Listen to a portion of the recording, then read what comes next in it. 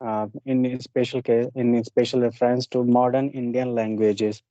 जो हमारे previous class हुई थी उसमें हमने डिस्कस किया था modern Indian language and literature, कि कैसे इंडियन लैंग्वेज जो हैं इवॉल्व हुई और उनका डेवलपमेंट हुआ, such in ancient and medieval times such as Sanskrit, Pali, Prakrit and Persian.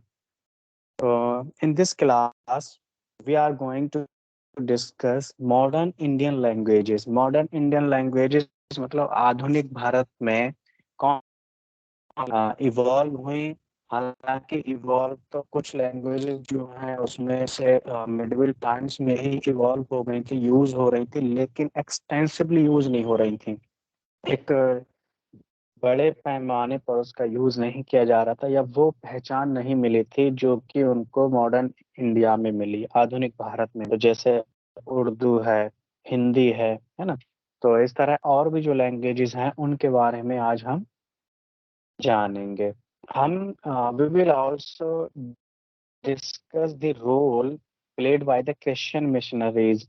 Christian जो मिशनरीज थी उनके रोल के बारे में बात करेंगे कि किस तरह से, ना चाहते हुए भी, या किस तरह से उन क्रिश्चियन जो मिशनरीज थी उन्होंने इन मॉडर्न इंडियन लैंग्वेजेस को के डेवलपमेंट में अपना योगदान दिया, और किस तरह उन्होंने हेल्प की in producing the earliest dictionaries. जो भी अर्लीस्ट डिक्शनरीज एंड ग्रामर की जो बुक्स थी उनको तैयार करने में या प्रिंट करने में इस तरह से हेल्प की। ठीक है। तो इसके अलावा हम एक चीज और जानेंगे, क्रिश्चियन मिशनरीज के अलावा कौन से फैक्टर्स थे जिन्होंने मॉडर्न इंडियन लिटरेचर के डेवलपमेंट में, में इवोल्यूशन में मदद की। जैसे कि भक्ति मूवमेंट अच्छा चीज हम देखें, भक्ति मूवमेंट काफी हद तक पर्शियन लैंग्वेज के लिए भी और दूसरे जो लैंग्वेज थी उनके लिए भी हेल्पफुल था। भक्ति मूवमेंट के अलावा नेशनलिज्म भी एक मेन फैक्टर था behind the development of modern Indian languages. तो शुरू करते हैं कि वो कौन सी लैंग्वेजेस थी। अगर हम जैसे हिंदी की बात करें तो आपको पता है हिंदी से पहले जो उस बोली को नाम दिया गया था वो अपभ्रंश कहलाती थी। The old अपभ्रंश had taken new forms। धीरे धीरे जो पुरानी जो अपभ्रंश यूज होती थी, बोली जाती थी, जो लैंग्वेज थी, वो धीरे धीरे चेंज होने लगी।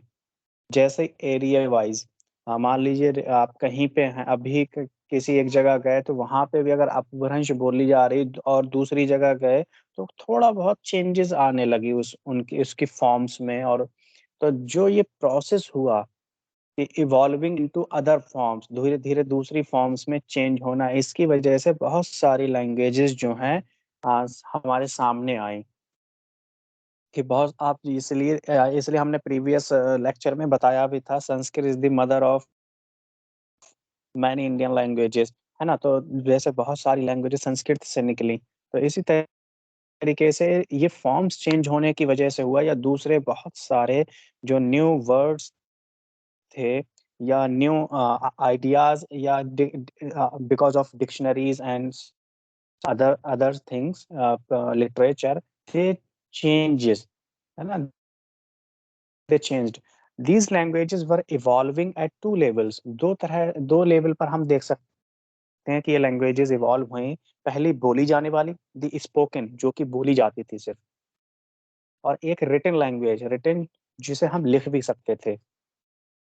As for the spoken words, अगर हम बोलने वाली लैंग्वेज की बात करें, इंडिया में 200 से ज्यादा डायलेक्ट हैं। डायलेक्ट या जो बोलियां हैं, मतलब अगर आप देखेंगे, आप ये भी जानते हैं कि अगर इंडिया में आप 50-60 किलोमीटर पे ही लैंग्वेज बदल जाती है ना। तो इस तरह से 200 से ऊपर लैंग्वेज बोलियां हैं, मतलब कि जो बोली जाती हैं, लेकिन उनमें से 22 ही लैंग्वेज ऐसी हैं जिनको इंडियन कॉन्स्टिट्यूशन रखा गया है। A large number of people speak Hindi in its different forms, है ना? आप देखेंगे एक इंडिया की एक बड़ी ज्यादातर लोग इंडिया के हिंदी बोलते हैं। अच्छा, हिंदी में भी एक चीज याद रखिएगा, हिंदी प्रॉपर हिंदी नहीं बोलते, उसमें उसके फॉर्म्स बोलते हैं। हिंदी के जो डिफरेंट फॉर्म्स हैं, जैसे आप देखेंगे ब्रज भाषा और अब है ना, अवधी जो लैंग्वेज है वो अवधी जो फॉर्म्स है हिंदी लैंग्वेज की, वो बोली जाती है अवध रीजन में। अवध लखनऊ वगैरह का जो उस साइड का रीजन था, पहले अवध कहलाता था जो वो। इसी तरीके से भोजपुरी, मैथिली, ये मैथिली मिथिला में बोली जाती थी। इसी तरीके से राजस्थान और खड़ी बोली, खड़ी बोली जो दिल्ली के आसपास के इलाकों में बोली जाती। Rajasthani is another variant. Rajasthani हालांकि एक अलग लैंग्वेज नहीं है, हिंदी का ही एक डायलेक्ट है या वेरिएंट है। तो उसको अ, आज के दौर में जैसे करप्टेड हिंदी भी कहते हैं कि हिंदी की ही फॉर्म बिगड़ गई हो, तो वो राजस्थानी बन गई है राजस्थान के इलाके। This classification has been made on the basis of literature. अच्छा, ये क्लासिफिकेशन कैसे हुआ अगर हम बात करें तो ये जो क्लासिफिकेशन हुआ ये इस वजह से किया गया कि जो राइटर उस एरिया के थे उन्होंने लोकल लैंग्वेज को या लोकल जो जो डायलेक्ट था जो बोला जाता था उसको यूज किया। जैसे अगर कोई अवध का है तो उसने अवधी लैंग्वेज में लिखा, कोई ब्रज एरिया का है तो ब्रज भाषा में लिखा, भोज कोई इधर ईस्टर्न यूपी या फिर बिहार साइड का है तो उसने भोजपुरी को यूज़ किया। इस तरह से तो जो लिटरेचर ज़्यादा लिटरेचर तैयार हुआ उसकी वजह से धीरे-धीरे वक़्त के हिसाब से a length of time over a period of time, है ना? जिसकी वजह से इसका क्लासिफिकेशन किया गया in vectors the language used by. इसी तरह का हम देखेंगे जो लैंग्वेज सूरदास ने यूज़ की थी और या बिहारी ने यूज़ की थी, है ना? Has been given the name of Braj Bhasha, उसे ब्रज भाषा कहा गया। दैट यूज्ड बाय तुलसीदास, और तुलसीदास ने रामचरितमानस में जो लैंग्वेज यूज की उसको अवधी कहा गया। And the one used by Vidyapati, जो कवि विद्यापति थे, has been termed as Maithili. Hindi as we know it today, जैसा कि हम हिंदी अभी जानते हैं, या मैं मान लीजिए अभी इस वक्त जो बोल रहा हूँ आपके साथ इंग्लिश को यूज करते हुए, वो कौन सी लैंग्वेज है? या हम अक्सर आपस में जो बात करते हैं उसे हिंदी कहते हैं, वो प्योर हिंदी नहीं है, उसको कहते हैं खड़ी बोली, है ना? तो इसे जो हम हिंदी बोलते हैं उसको इसका जो डायलेक्ट है वो खड़ी बोली। और ये वाली जो बोली जिसे हम हिंदुस्तानी बोली भी कहते हैं अक्सर, हिंदुस्तानी, है ना? तो इसकी शुरुआत अमीर खुसरो ने की थी 13 सेंचुरी में, 13वीं शताब्दी। उसने अपनी पोएम्स वगैरह जो कंपोजिशंस थे उसमें इस लैंग्वेज खड़ी बोली को यूज़ किया एक्सटेंसिवली। लेकिन अमीर खुसरो के अलावा इतना किसी ने यूज़ नहीं किया, और अमीर खुसरो ने भी बहुत ज़्यादा इसका यूज़ नहीं किया था उस वक़्त। तो लेकिन शुरुआत हो गई थी उस वक़्त। लेकिन एक्सटेंसिवली जो यूज़ हुआ है इस लैंग्वेज का एक बड़े पैमाने पर, वो हुआ है 19 सेंचुरी में। जिस और इसी वजह से बहुत सारा उस वक़्त तक उर्दू लैंग्वेज भी आ गई थी।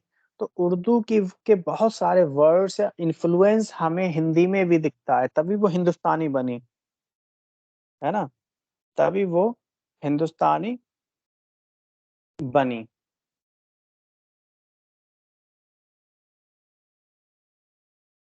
अब सबसे पहले हम शुरू करते हैं ये तो हमने ब्रीफली जान लिया हिंदी के बारे में भी और दूसरी जो लैंग्वेजेज़ थी उसके बारे में। अब हम डिटेल से अगर बात करें तो उर्दू की बात करते हैं सबसे पहले। तो कि उर्दू कैसे इवॉल्व हुई? हालाँकि हम पर्शियन के बारे में प्रीवियस उसमें पढ़ चुके थे।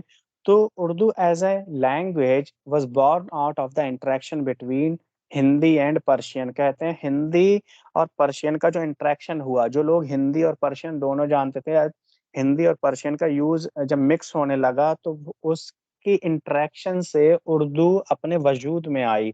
उर्दू एग्जिस्टेंस में आई। आफ्टर ये कब हुआ, जैसे आप देखेंगे कि जब दिल्ली सल्तनत इस्टेब्लिश हो गई थी, तो जो टर्किश लोग थे या आर्मी जो से सोल्जर्स थे, वो एक जगह पे रहते थे। और जो कॉमन, अच्छा ये लोग ज्यादातर पर्शियन भी जानते थे, इनमें से कुछ पढ़े लिखे जो थे, एलीट ग्रुप था या फिर सोल्जर थे पर्शियन, और कॉमन लोग जो थे उनमें भी हिंदी और पर्शियन मान ली यूज होने लगी। तो इनके जो ये धीरे धीरे प्रोसेस की बात है, ऐसा नहीं कि सडनली कोई चीज हो गई। तो धीरे धीरे जब हिंदी और पर्शियन का मिक्स यूज होने लगा, तो उसके वजह से इंटरेक्शन से उर्दू का उर्दू इवॉल्व हुई है ना धीरे धीरे। Originally it was a dialect. शुरुआत में हम देखें तो उर्दू सिर्फ एक डायलेक्ट था, मतलब सिर्फ बोला जाता था। ऐसा नहीं पता, ये नहीं जानते थे कि इसे कैसे लिखें या इसमें किस तरीके से रूल्स होना चाहिए बोलने में, या लैंग्वेज की जो एक भाषा होती है वो ग्रामर के बिना अधूरी है ना। लैंग्वेज में जब तक फॉर्म या सेंटेंस स्ट्रक्चर या इन सब चीजों के लिए हमें जरूरी है एक ग्रामर हो, तो ये कुछ नहीं था, तो ये इसे लिखते भी नहीं थे। तो शुरुआत में ये सिर्फ एक डायलेक्ट था, but slowly it acquired all the features of a formal language when the author's started using Persian script. फिर बाद में धीरे धीरे जैसे पर्शियन स्क्रिप्ट को यूज किया जाने लगा, पर्शियन स्क्रिप्ट, इसीलिए आप देखेंगे उर्दू को उसी तरह से लिखा जाता है जैसे पर्शियन को लिखा जाता है, अरेबिक को लिखा जाता है। तो जो ऑथर्स थे उन्होंने जब लिखना शुरू किया तो उसको पर्शियन स्क्रिप्ट में लिखना शुरू किया, जो आज भी चलता है ना। उर्दू आप देखेंगे इसीलिए राइट टू लेफ्ट लिखा जाता है। It was further given an impetus by its use in Bahmani state. और सबसे पहले जो इस लैंग्वेज का यूज किया गया वह दक्कन में किया गया, साउथ में। स्पेशली जो बहमनी स्टेट से अलग हुए थे राज्य, जैसे अहमदनगर, गोलकुंडा, बीजापुर एंड बिरार, इसलिए इस लैंग्वेज को वहां पर दक्कनी लैंग्वेज भी कहा गया। उर्दू को सबसे पहले दक्कनी कहा गया। और धीरे धीरे जैसे जैसे वक्त गुजरता चला गया, ये लैंग्वेज इतना पसंद आने लगी लोगों को, और दिल्ली के सराउंडिंग्स में या दिल्ली के जो लोग थे इसको पसंद करने लगे और उर्दू को अपना लिया, और उर्दू एक बड़े पैमाने पर बोली जाने लगी। Urdu became more popular. हालांकि उर्दू को जो पॉपुलर बनाने का क्रेडिट है वो लिटरेचर को जाता है। जब लेटर मुगल में लिटरेचर तैयार होने लगा, जब लेटर मुगल्स का मतलब है औरंगजेब के बाद धीरे धीरे जो बाद के या आखिर के जो मुगल एम्परर्स थे उनके वक्त में, gradually it achieved a status where literature, both poetry and prose, started being composed on it। धीरे धीरे पोएट्री और प्रोज दोनों ही का कंपोजिशन शुरू होने लगा। ठीक है। द लास्ट मुगल एम्परर, जो कि लास्ट मुगल एम्परर बहादुर शाह जफर को हम जानते हैं। ये बात है इंडियन जब 1857 का रिवोल्ट हुआ था उसके दौरान the last Mughal emperor Bahadur Shah Zafar ने जो अपनी कविता लिखी वो उर्दू में ही लिखी थी। ठीक है। Some of his couplets have become quite, और कुछ जो उसकी पोएम्स थी बहुत ज्यादा फेमस हुई, है ना, जो कि हिंदी और उर्दू स्पीकिंग एरिया में काफी पॉपुलर हुई। Urdu was given it's pride of place by a large number of poets who have left imitable poetry for posterity। वही धीरे धीरे जब पोइट्री स्टार्ट, उर्दू में पोइट्री होने लगी धीरे धीरे। अब आप देखेंगे जैसे जो बहुत ज्यादा वेल नोन पोइट्स थे जैसे मिर्जा गालिब, ज़ौक और इकबाल, इन लोगों ने जो है, इन ऑथर्स ने या इन पोइट ने एक पहचान दिलाई उर्दू को। और उर्दू अपने समझ लीजिए अपने एक्सटेंसिवली वहाँ की जो लोग थे, एक कल्चर था, उस पर अपनी छाप छोड़ सका। इकबाल्स पोइट्री, उर्दू पोइट्री, एक अल्लामा इकबाल की जो पोइट्री है वो उनके कलेक्शन बांगे दरा उसमें हमको मिलती है। और उनकी एक और जो कंपोजिशन है जिसे हम सारे जहां से अच्छा हिंदोसिता हमारा के नाम से जानते हैं, ये शायद इसके बारे में तो बताने की जरूरत ही नहीं है, हम सभी जानते हैं कि हर सेलिब्रेशन में, नेशनल सेलिब्रेशन में इसको गाया जाता है। और another the best prose writers और इसके अलावा ये तो हम पोएट्री की बात कर रहे थे, अगर हम प्रोज़ की बात करें, गद्य की बात करें तो हम देखेंगे वहाँ पे पंडित रतन नाथ साराशर थे। पंडित रतन जो कि उर्दू में लिखते थे, हू रोट द फेमस उन्होंने फसाना आज़ाद उर्दू में लिखी है। Even in the early days जो मुंशी प्रेमचंद थे, वो भी अपने शुरुआती दिनों में उर्दू में लिखा करते थे। हालाँकि बाद में उन्होंने उर्दू से हिंदी में लिखना शुरू कर दिया था कि हिंदी उर्दू छोड़ के लेकिन शुरुआती दिनों में वो उर्दू में लिखते थे। Urdu has given us a new form of poem और उर्दू ने जिस एक नई फॉर्म को इज़ाद किया है, जिस नई फॉर्म को कहा उसको हम आज नज़्म के नाम से जानते हैं। एक पोएम ठीक है? उर्दू वाज़ पैट्रनाइज़्ड धीरे-धीरे उर्दू को जो है लखनऊ के नवाबों ने पैट्रनाइज़ किया, जिसकी वजह से बहुत सारे मुशायरे होने लगे और मुशायरे होने लगे तो लोग शायर लोग आने लगे, पोएट आने लगे, है ना? जिसकी वजह से उर्दू को एक पहचान मिलने लगी।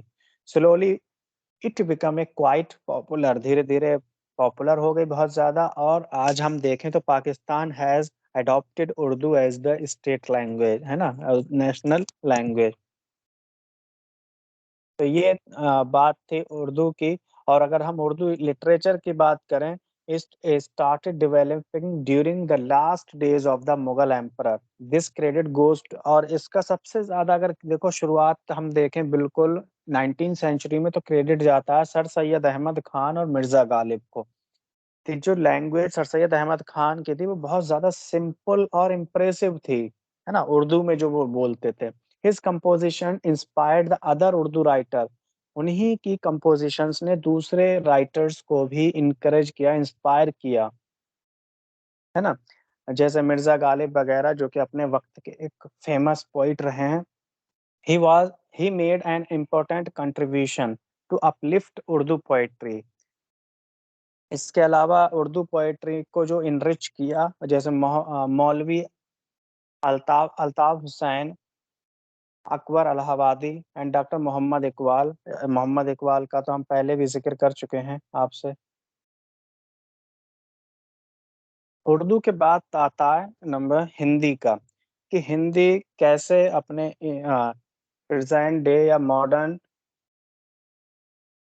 फ़ॉर्म में आ सकी। There was a tremendous growth of regional languages. हम जानते हैं कि हमने पहले जैसे बताया था कि हिंदी को हिंदी कहने से पहले जो लैंग्वेज यूज़ होती थी उसे अपभ्रंश कहते थे और धीरे-धीरे रीजनल लैंग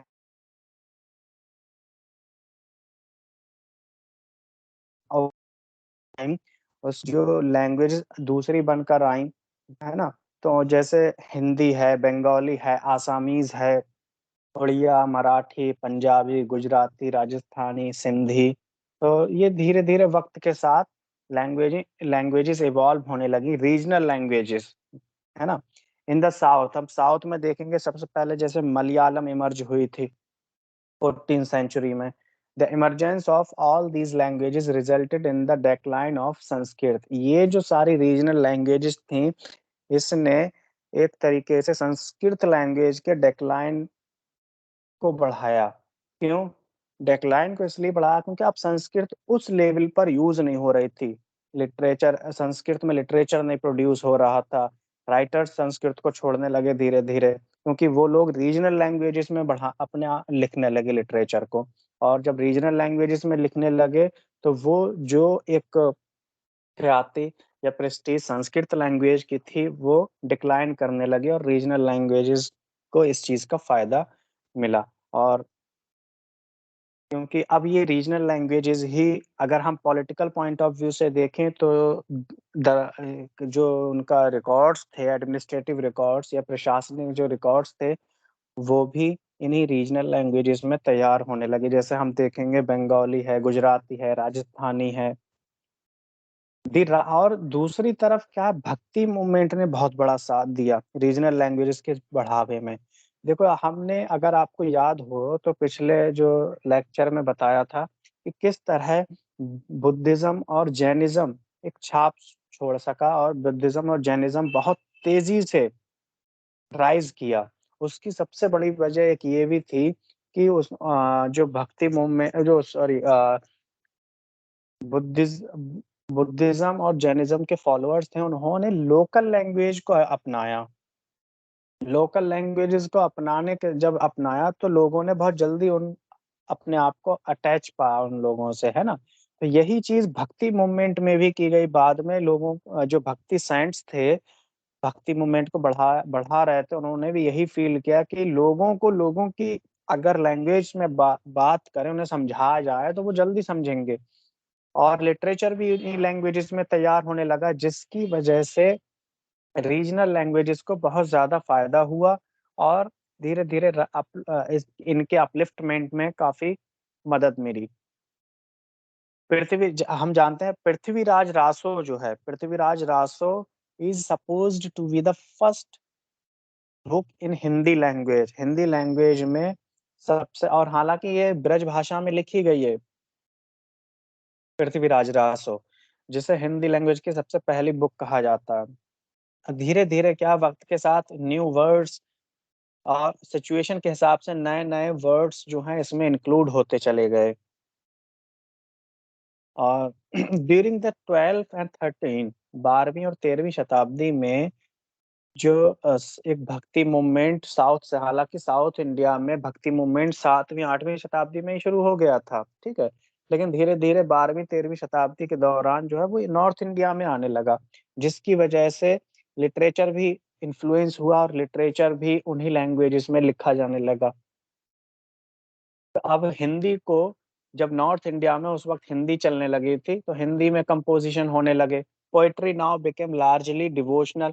अच्छा, एक वे भी होता है, आप देखेंगे वक़्त के साथ-साथ चीज़ें जो समाज की, सोसाइटी का कल्चर होता है, जो डिमांड होती है, उसी में चीज़ें लिखी जाती हैं। तो उस इस वक़्त भक्ति मूवमेंट का एक क्रेज़ था, एक भक्ति मूवमेंट चल रहा था, तो ज़्यादातर जो पोएट्री थी वो डिवोशनल थी, भक्ति थी, मतलब भक्ति की फॉर्म में थी, है ना?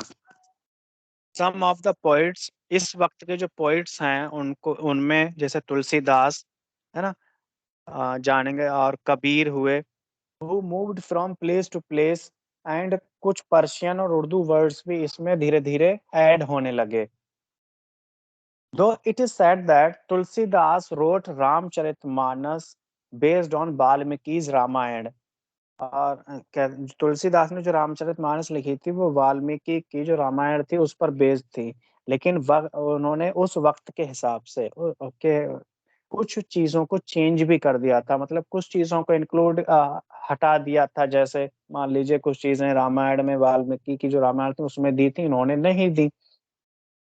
तो उसमें बहुत सारी चेंजेस भी वक़्त की जो उस वक़्त के समाज की ज़रूरत के हिसाब से बदल दी गई थी।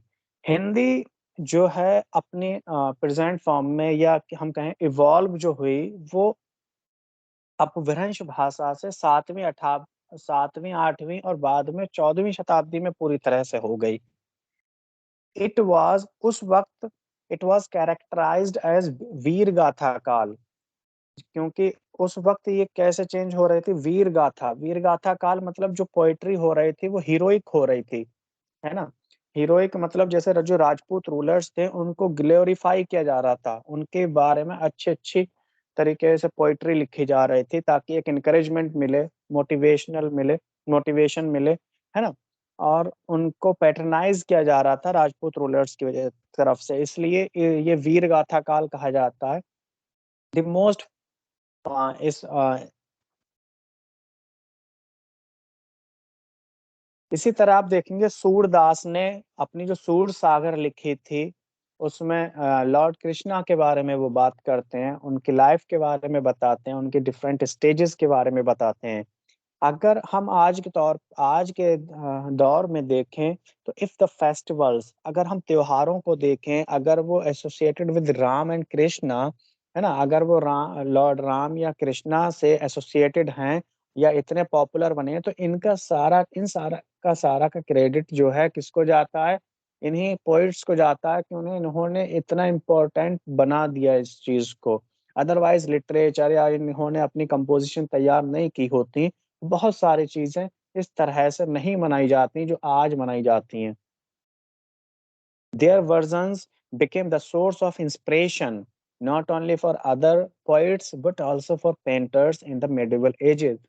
उन्होंने इन पोइट्स ने ये दूसरे ना सिर्फ दूसरे पोइट्स को इंस्पायर किया बल्कि पेंटर्स को भी इंस्पायर किया मेडिवल इंडिया के। और उन्होंने, आप देखेंगे पेंटिंग्स में भी बहुत सारी आपको ऐसी चीजें मिलेंगी जो, जिस तरह से क्वाइम में एक कंटेक्स्ट होता है ना, इसी तरीके से वही कंटेक्स्ट आपको पेंटिंग्स में भी नजर आएगा। दे इंस्पायर्ड मीराबाई, मीराबाई को आप जानते होंगे, है ना, हु सैंग इन राजस्थानी लैंग्वेजेस, जो राजस्थानी लैंग्वेजेस में गाती थी। एंड इसी तरीके से रस खान, रस खान हालांकि मुस्लिम थे लेकिन उन्होंने लॉर्ड कृष्णा के प्रेज में काफी कंपोजिशन लिखे। Nanddas was an important bhakti poet. Rahim and Bhushan को हम अलग नहीं रख सकते इस कैटेगरी से। Their subject was not devotion, हालांकि उनके सब्जेक्ट जो है भक्ति नहीं था, आध्यात्मिक था, स्पिरिचुअल था। इसी तरीके से बिहारी ने अपनी सतसई लिखी 17th सेंचुरी में। जो कि हमें श्रृंगार श्रृंगार लव लव और दूसरे अदर रसों के बारे में बताती है। All these poets influenced the North Indian society in a manner that had never happened earlier। जो कि नॉर्थ इंडियन सोसाइटी एक तरीके से बदल कर रख दिया इसने, इतना इन सारे पोइट्स ने इतना इन्फ्लुएंस कर दिया जो नॉर्थ इंडियन सोसाइटी थी, इससे पहले ऐसा कभी नहीं हुआ था। ड्यूरिंग द लास्ट 150 years, अगर पिछले 150 सालों को देखें तो many writers have contributed to the development of modern Indian literature written in number of regional languages as well as in English। और उसी के साथ साथ बहुत सारी रीजनल लैंग्वेजेस के में भी लिखा गया और इंग्लिश में भी, क्योंकि अंग्रेज आ गए थे उस वक्त, है ना, तो अंग्रेजों ने इंग्लिश भी यूज होने लगी थी। One of the greatest Bengali writers, अगर हम one of the greatest Bengali writers की बात करें तो रविंद्रनाथ टैगोर को नहीं भुलाया जा सकता। और he was the first Indian who win the Nobel Prize for Literature in his composition Gitanjali in 1913। 1913 में जो गीतांजलि के लिए उन्हें नोबेल प्राइज मिला था, फर्स्ट इंडियन थे वो। However, it is only with the beginning of 19th century that Hindi prose came into its own। हालांकि पोएट्री में तो बहुत पहले से लिखा जाने लगा था, पोएट्री फॉर्म में। अच्छा, एक चीज और भी है, आप देखेंगे जो पोएट्री और प्रोज में फर्क ये होता है, पोएट्री जल्दी याद होती है, जैसे कि एक गाना है, कोई गाना होता है आप कितनी जल्दी याद कर लेते हो। और अगर यहीं पे कोई कहानी या कुछ इस तरह, वो इतनी जल्दी याद नहीं होती है, या एक लंबे वक्त के तक के लिए नहीं याद रह पाती। तो सबसे ज्यादा जो चीजें शुरू हुई लिखना वो पोइट्री फॉर्म में हुई थी। फिर लेकिन अगर हम हिंदी प्रोज की बात करें तो वो 19th सेंचुरी के शुरुआत में मुमकिन हो पाया कि इसको एक पहचान मिली, है ना। जैसे जब भारतेंदु हरीश चंद्र ने ड्रामा लिखना शुरू किए, he was one of the earliest to produce dramas in Hindi which were basically translations of text। और जो कि जो संस्कृत में लिखे हुए टेक्स्ट थे उनका ट्रांसलेशन था and other languages. But he set the trend, लेकिन उसने एक परंपरा को सेट कर दिया, है ना। Mahavir Prasad Dwivedi was another author who wrote translations or made adaptations from Sanskrit as well। Bankim Chandra Chatterjee who wrote novels originally in Bangla, सबसे पहले उन्होंने ओरिजिनली तो बंगला में लिखा था। They came to be translated into Hindi and became very popular। उनकी जो उपन्यास है आनंद मठ, उसका एक गीत है वंदे मातरम जो कि नेशनल सॉन्ग है ना।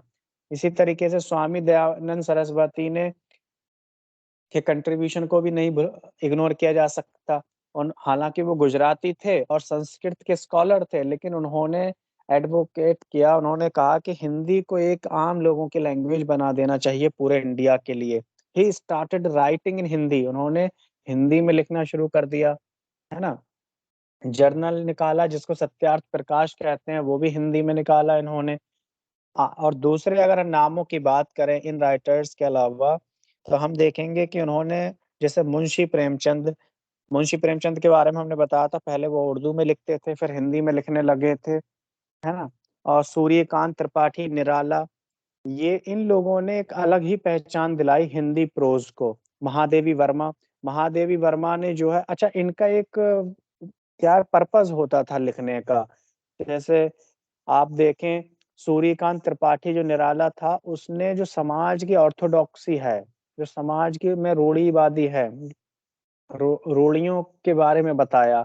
इसी तरीके से महादेवी वर्मा ने पहली वुमेन राइटर थी जिन्होंने हिंदी में लिखना शुरू किया, और समाज की में जो औरतों की हालत है, वीमेन की जो सिचुएशन है, जो कंडीशन है, उस उन इश्यूज के बारे में बात की। इसी तरीके से मैथिली शरण गुप्त हैं, जयशंकर प्रसाद हैं जिन्होंने ड्रामाज लिखे। अगर हम हिंदी लिटरेचर में देखेंगे तो हिंदी लिटरेचर में स्पेशली प्रोज वगैरह में भारतेंदु हरिश्चंद्र, महावीर महावीर प्रसाद द्विवेदी, रामचंद्र शुक्ल, श्याम सुंदर दास, ये मेन थे प्रोज राइटर्स में जिन्होंने हिंदी लिटरेचर को आगे बढ़ाया। जयशंकर प्रसाद, मैथिली शरण गुप्त, सुमित्रा नंदन पंत, सूर्यकांत त्रिपाठी निराला, महादेवी वर्मा, रामधारी सिंह दिनकर और हरिवंश राय बच्चन, ये वो लोग थे जिन्होंने हिंदी पोइट्री को बढ़ाया। तो ये भी बताया हमने कि वो कौन से राइटर थे जिन्होंने हिंदी प्रोज को आगे बढ़ाया, है ना, और हिंदी पोएट्री को किसने बढ़ाया। सिमिलरली इसी तरह Premchand, Vrindavan Lal Verma and Ilachandra Joshi wrote novels, उन्होंने नॉवेल्स लिखे और हिंदी लिटरेचर को एनरिच किया। अगर हमने अभी आपको ये बताया था, ये पर्पस होता था, मोस्टली राइटर्स का पर्पस होता था, समाज के लिए एक आईना होता था कि समाज की जो भी बुराइयां हैं, चाहे वो रिलीजियस हों या सामाजिक हों या राजनीतिक हों, जो भी हों, वो लोगों के सामने लेकर आए। ये तो बात हो गई हिंदी। अब हिंदी लैंग्वेज के अलावा जो अब रीजनल लैंग्वेजेस जो धीरे धीरे इवॉल्व हो रही थी, उनमें अगर हम देखें जैसे Bengali, Assamese and Oriya literature almost है, ठीक है। तो after Hindi the next significant literature was the one that developed in Bengal.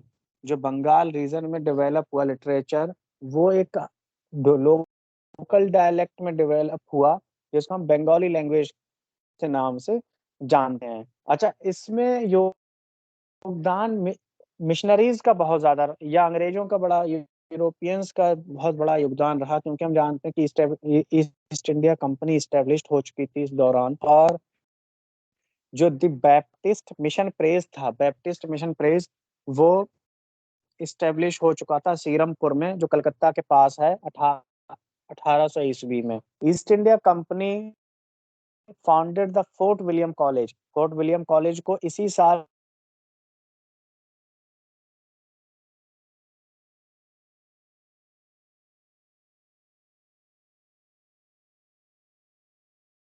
ये था।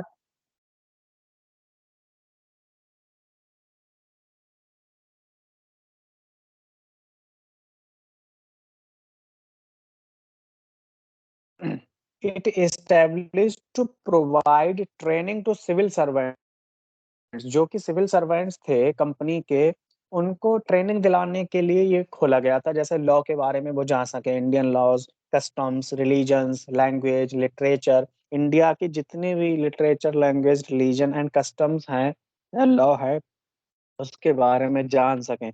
अगर उनके बारे में नहीं जानेंगे तो कैसे रूल कर सकते हैं या कैसे अवेयर होंगे चीजों से। तो उनको एक बेहतर नॉलेज देने के लिए, इंडिया की ओवरऑल बेहतर नॉलेज देने के लिए फोर्ट विलियम कॉलेज या प्रेस का की शुरुआत की गई, या कॉलेजेस, स्कूल वगैरह या यूनिवर्सिटीज को स्टेब्लिश धीरे धीरे किए जाने लगा। हालांकि वो एजुकेशन के क्षेत्र में एक बड़ा कदम भी साबित हुआ। In this regard, a very important landmark was achieved by William Carey, who wrote a grammar of। अच्छा, विलियम कैरे ने का एक खास मुकाम है इस फील्ड में, क्योंकि विलियम कैरे ने एक ग्रामर बुक तैयार की थी, है ना, जो बंगाली की जो ग्रामर बुक थी वो तैयार की, और इंग्लिश बंगाली डिक्शनरी भी तैयार की। ताकि जो सिविल सर्वेंट हैं या जो अंग्रेज हैं उनको हेल्प मिल सके, वो बंगाल को समझ सकें बेहतर वे में, है ना? And also wrote books on dialogues and stories, और भी कई सारी बुक्स लिखी। It may be noted that the grammar and dictionaries are important. भाई आप, हम ये शुरू में भी बताया था कि ग्रामर और डिक्शनरीज हैं, वो बहुत ज्यादा इम्पोर्टेंट हैं किसी भी लिटरेचर को लिए, ताकि ये पता चल सके कि उसकी उसमें क्या गलतियां हैं, क्या सही है, क्या हम सही फॉर्म में लिख रहे हैं या नहीं लिख रहे हैं, कोई सेंटेंस जो है सही फॉर्म स्ट्रक्चर में है या नहीं है, क्या एक सही वर्ड अपनी सही जगह है या नहीं, क्योंकि एक वर्ड को उसकी सही जगह पर यूज करना भी ये तब आता है जब हमको ग्रामर की नॉलेज होती है। ऑल्दो द एम, हालांकि इन सबका जो प्रेस है या इन जो ये जो अंग्रेज थे, इनका मकसद ये नहीं था कि भलाई की जाए। इनका एक ही मकसद था, to propagate Christian faith, Christianity को बढ़ावा देना या क्रिश्चियन फैथ को लोगों तक, लोकल लोगों के अंदर समा देना, है ना, ताकि ये लोग क्रिश्चियनिटी को पसंद कर सकें या अडॉप्ट कर सकें। हालाँकि बंगाल में भी इसके अलावा यूरोपियन मिशनरीज़ के अलावा हम बात करें क्रिश्चियन, ज़्यादा रोल रहा है। चैतन्य महाप्रभु के जो सॉन्ग या जो भी ज राइटिंग्स थी, वो उन्होंने बंगाली में अपनी भक्ति को कंटिन्यू रखा या अपनी टीचिंग्स को बंगाली में आगे बढ़ाया, और उसका एक बहुत बड़ा इम्प्रेशन पड़ा। हाउएवर, जब 19th सेंचुरी में हम आएँगे तो हम देखेंगे it was Raja Ram Mohan Roy who wrote in Bengali besides English, जिसने बंगाली लिटरेचर को बढ़ावा। इसके अलावा ईश्वर चंद्र विद्यासागर, अक्षय कुमार दत्त, ये 2 प्रोमिनेंट राइटर थे जिन्होंने बंगाली में लिखना शुरू किया। इन इसके अलावा Bankim Chandra Chatterjee, Sharat Chandra Chatterjee and RC Dutt. RC Dutt एक हिस्टोरियन भी रहे हैं, जिन्होंने एक हिस्ट्री पे इकोनॉमिक हिस्ट्री ऑफ इंडिया पर किताब भी लिखी है ना? तो ऑल कंट्रीब्यूशन, ये जो राइटर्स थे, इन्होंने जो इनका जो कंट्रीब्यूशन था, वो बंगाली लिटरेचर के लिए काफ़ी लाभदायक था या फ्रूटफुल था। But the most important name that influenced the whole of India was the Rabindranath Tagore, है ना? रविंद्रनाथ टैगोर ने नॉवेल्स लिखे, ड्रामास लिखे, शॉर्ट स्टोरीज़ लिखी, क्रिटिसिज़्म लिखा, म्यूज़िक, एसेज़, सारा मतलब काफ़ी एस्पेक्ट को इन्होंने उठाया और एक लिटरेचर को सही वे में इन्होंने पहचान दिलाई बंगाली लिटरेचर को। The final years of the 19th century and the first half of the 20th century, final years की बात करें तो 80-90 के दशक, 1900 ओ 1880, 90, इस दौरान, और first half of the 20th century, first half का मतलब हो गया 1900 से 1950। ये जो फर्स्ट हाफ हो गया, ठीक है? ये जो है इसने देखा इस दौरान भारत में नेशनलिज्म बढ़ रहा है। ये कब हुआ था? जब इंडियन नेशनल कांग्रेस की स्थापना हुई थी 1885 में, 1885 में। उस वक़्त से नेशनलिज्म बढ़ने लिख रहे थे, जो राइटर थे उस वक़्त, ठ राइटर, उन्होंने नेशनलिज्म को पे लिखना शुरू कर दिया। नेशनलिज्म का मतलब उनकी जो राइटिंग्स थी उसमें एक उनका कॉन्टेक्स्ट नेशनलिस्ट होने लगा, राष्ट्रीयवादी होने लगा, राष्ट्रवादी होने लगा, है ना? राष्ट्रीयता आ गई उनके लिखने में अब। Two things were seen in this new trend. The first was the love. अब इस वक्त जो ओल्ड हिस्ट्री थी या कल्चर था, उसको पसंद किया जाने लगा और लोगों को अवेयर किया जाने लगा नेशनलिज्म के बारे में, या ये बताया जाने लगा कि ब्रिटिशर्स कैसे एक्सप्लॉइट कर रहे हैं, हमको बर्बाद कर रहे हैं, हमको लूट रहे हैं। इस क्षेत्र में अगर हम देखें, इस फील्ड में, तो हम पाएंगे सुब्रमण्यम भारती ने तमिल में और काजी नजरुल इस्लाम ने बंगाली में इस एक अपनी चीज़ों को एक्सप्रेस किया, अपने आइडियाज़ को एक्सप्रेस किया। The contribution these two writers in arousing the nationalistic sentiments in the readers was their poetry was translated into other Indian language.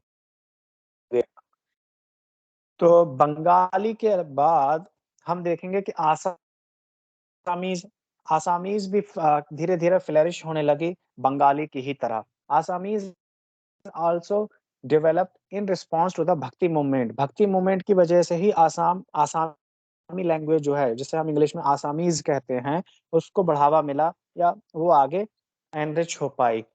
Shankar Dev who introduced Vaishnavism, Vaishnavism को आगे बढ़ा रहे थे आसाम में, जो कि भक्ति मूवमेंट का ही पार्ट है। उसने बहुत ज्यादा, शंकर देव ने बहुत हेल्प की in the growth of Assamese poetry. और बहुत से पुरानाज भी आसामीज लैंग्वेज में ट्रांसलेट हुए, जिसकी वजह से आसामीज लैंग्वेज को एक पहचान मिली। द अर्लीस्ट आसामीज लिटरेचर, अगर हम बात करें कि सबसे पुराने जो आसामीज लिटरेचर था, वो कंसिस्टेड ऑफ बुरंजीज था। बुरंजीज है ना, बुरंजीज कहते हैं कोर्ट क्रॉनिकल्स को, जो दरबारी इतिहास होता है ना, राजा वगैरह जो उस वहाँ के थे, उनके दरबार में या उनके जो कोर्ट हिस्ट्री थी, उसमें सबसे पहले आसामीज लिटरेचर को कंसिस्ट किया, उसको लिखा गया, जिसे हम बुरंजीज कहते हैं लोकल लैंग्वेज में। Shankar Dev has left several devotional poems which people song with pleasure, है ना। But it was only after 1827, 1827 के बाद, that more interest was shown in producing Assamese।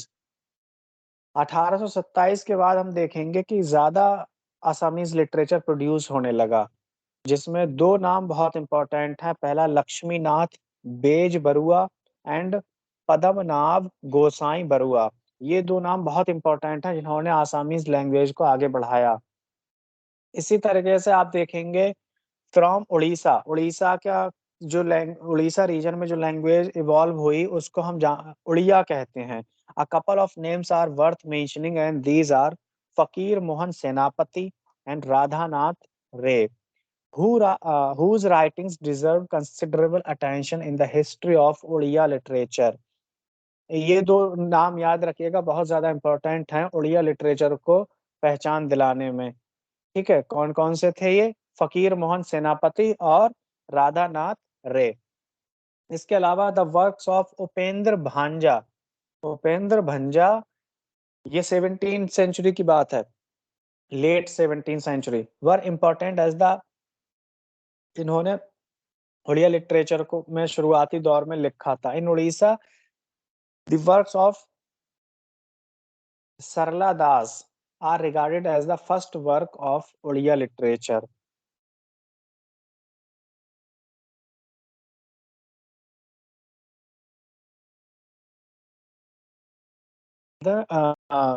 भक्ति मूवमेंट का बड़ा बहुत ज्यादा इम्प्रेशन पड़ा है, क्योंकि आप देखेंगे जहां जहां जिस रीजन में, एक चीज आप ये देखेंगे, जिस रीजन में भक्ति मूवमेंट ज्यादा तेजी से फैला है ना,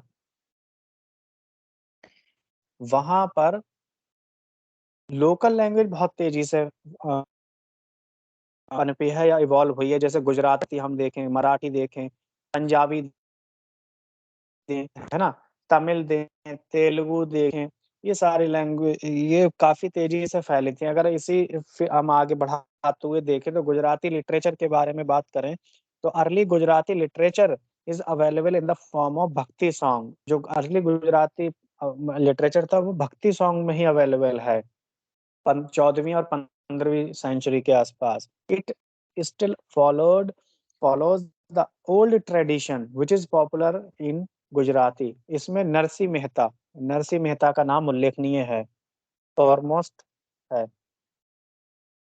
नर्मद्स पोएट्री एक जो है एक अलग ही उत्साह देती है गुजराती लिटरेचर को। Saraswati Chandra, a novel by Govardhan Ram ने एक नॉवेल लिखा था जिसको सरस्वती चंद्र कहते हैं। वो उसको एक काफी पहचान मिली, जो कि गुजराती में लिखा गया था। बट प्रोबेबली अ नेम जिसको हम भूल नहीं सकते, जिसने खास तौर से गुजराती लैंग्वेज को आगे बढ़ाया, वो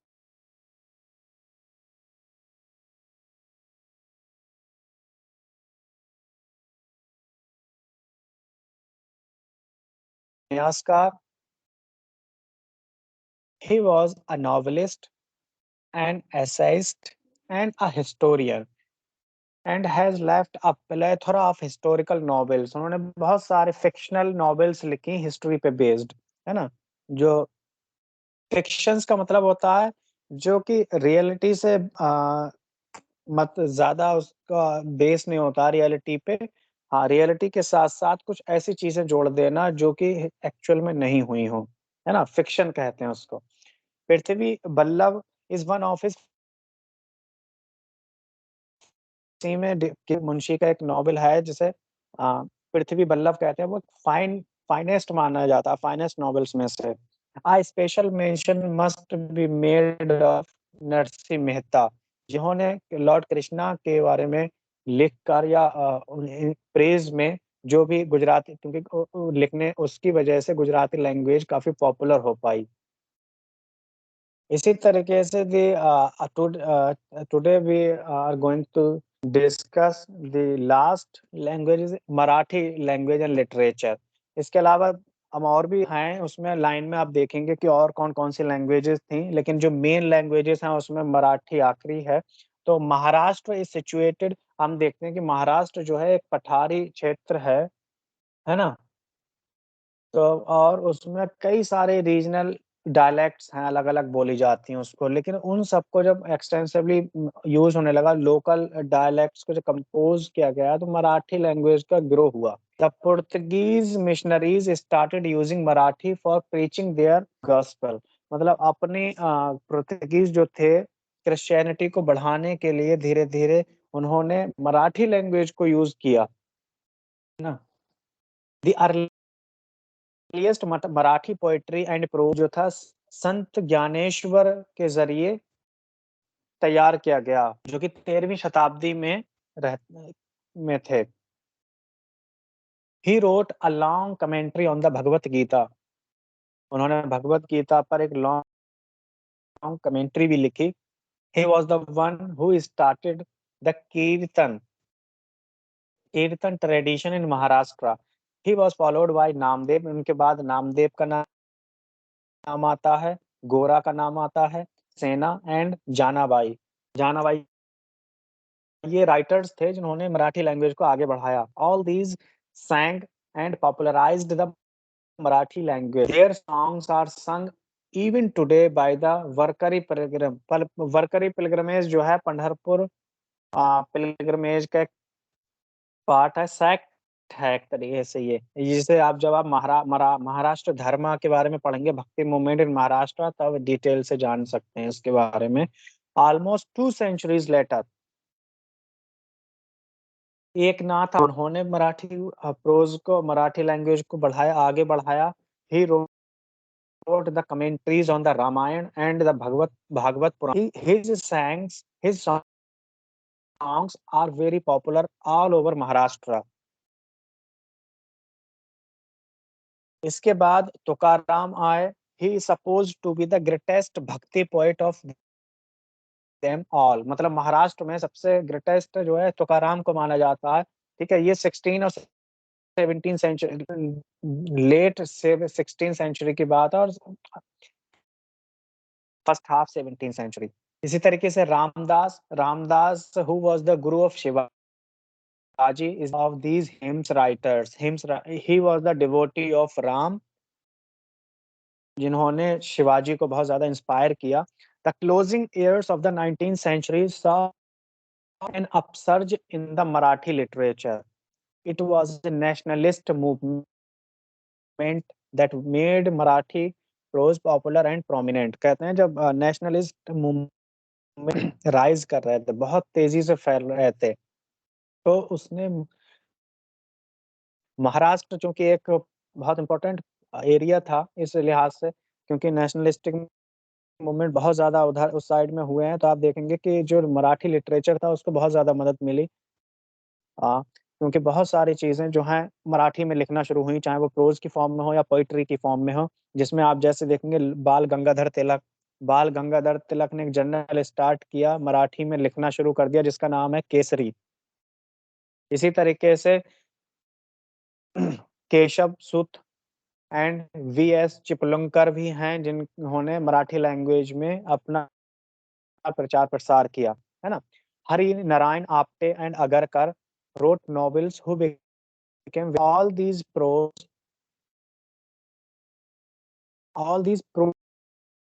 writers made great contribution to the development of Marathi literature.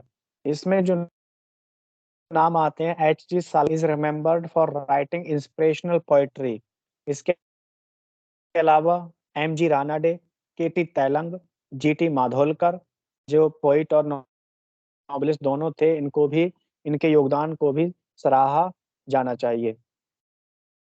तो ये इसके अलावा हम देखेंगे कि और पंजाबी, राजस्थानी, सिंधी और कश्मीरी लैंग्वेजेस भी थीं, तो जो इस दौरान इवॉल्व हो रही थीं या तेजी से अपने रीजन में फैल रही थीं, एक्सटेंसिवली यूज हो रही थीं। तो क्योंकि ज्यादा वक्त नहीं बचा है, तो हम अब ये इन लैंग्वेजेस को इस टॉपिक को समराइज करते हैं, कंक्लूड करेंगे और जानेंगे कि हमने अब तक ये जाना कि किस तरीके से मॉडर्न इंडियन लैंग्वेजेस अपनी शेप में आई और किस तरह से ये आगे बढ़ी। जैसे हिंदी, बंगाली, आसामीज़, उड़िया, मराठी, गुजराती और कुछ अदर लैंग्वेजेस जिनके बारे में हमने डिस्कस नहीं किया, जैसे पंजाबी, राजस्थानी, सिंधी, कश्मीरी, ये कैसे लोकल पॉपुलेशन पर अपनी छाप छोड़ सके और अपने फ्लरिश हुए भक्ति मूवमेंट या क्रिश्चियन मिशनरीज के। तो भक्ति मूवमेंट का तो हमने डिटेल से जान लिया है। एक ब्रीफली हम बात करते हैं role of Christian missionaries. Christian missionaries का क्या रोल था इन मॉडर्न इंडियन लैंग्वेजेस को फ्लरिश करने में? तो हम देखेंगे जब यूरोपियन भारत में आए तो बहुत सारी फॉरेन लैंग्वेजेस भी साथ में आई, क्योंकि वो लोग नेटिव स्पीकर्स थे वहाँ के, जैसे फ्रेंच, डच एंड पुर्तगीज, है ना? और वो इंडियन लैंग्वेजेस को एनरिच भी इन लोगों ने किया काफी हद तक, क्योंकि और बहुत सारे वर्ड्स जो हैं मिक्स भी हुए। The contribution of the Christian missionaries in the development of Indian literature was no less significant. उनके कंट्रीब्यूशन को कम नहीं आंका जा सकता। First of all, they published dictionaries and grammar in several local language, है ना? The books written by them were meant for the newly arrival clergyman. ये जो उन्होंने बुक्स वगैरह जो लिखी थी या जो भी तैयार किया था अपना लिटरेचर, वो जो उस वक्त क्लर्जीमैन आ रहे थे, जो पादरी आ रहे थे, उनकी मदद के लिए थे, ताकि वो लोगों को और ज़्यादा समझा सकें, लोगों से बात कर सकें, ताकि ज़्यादा से ज़्यादा लोकल पॉपुलेशन क्रिश्चियनिटी को अपना सके, क्रिश्चियनिटी के बारे में बेहतर सोच सके। These books help these missionaries as much as they helped the writers in the local language. They could easily turn to the dictionaries to find a suitable word. जैसे हम देखते हैं ना, हम अगर किसी लैंग्वेज के बारे में कोई वर्ड नहीं जानते हैं, मान लीजिए इंग्लिश ले लेते हैं, अगर इंग्लिश में हम कोई वर्ड नहीं जानते हैं तो हम फौरन डिक्शनरी उठाते हैं। तो इसी वजह से डिक्शनरी और ग्रामर बुक्स तैयार की गई थी। अब हम देखेंगे the second fact is the role of the, है ना, प्रिंटिंग प्रेस। जो प्रिंटिंग प्रेस थी